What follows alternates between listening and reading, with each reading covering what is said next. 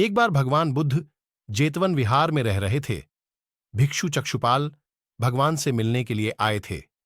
उनके आगमन के साथ उनकी दिनचर्या, व्यवहार और गुणों की चर्चा भी हुई। भिक्षु चक्षुपाल अंधे थे। एक दिन विहार के कुछ भिक्षुओं ने कुछ मरे हुए कीड़ों को चक्षुपाल की कुटी के बाहर पाया और उन्होंने चक्षुपाल की निंदा करनी शुरू कर दी कि उन्होंने इन जीवित। भगवान बुद्ध ने निंदा कर रहे उन भिक्षुओं को बुलाया और पूछा कि क्या तुमने भिक्षु को कीड़े मारते हुए देखा है? उन्होंने उत्तर दिया, नहीं।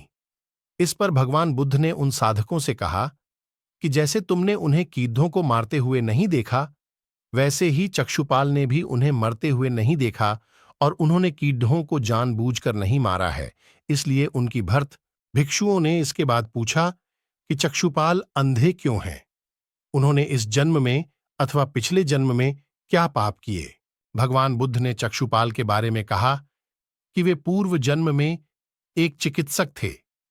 एक अंधी स्त्री ने उनसे वादा किया था कि यदि वे उसकी आंखें ठीक कर देंगे तो वह और उसका परिवार उनके दास बन जाएंगे। स्त्री की आंखें ठीक हो गईं, पर उसने दासी बनने के भय से यह मानने से इनकार कर दिया। चिकित्सक को तो पता था कि उस स्त्री की आंखें ठीक हो गई हैं। वह झूठ बोल रही है। उसे सबक सिखाने के लिए या बदला लेने के लिए चक्षुपाल ने दूसरी दवा दी। उस दवा से महिला फिर अंधी हो गई।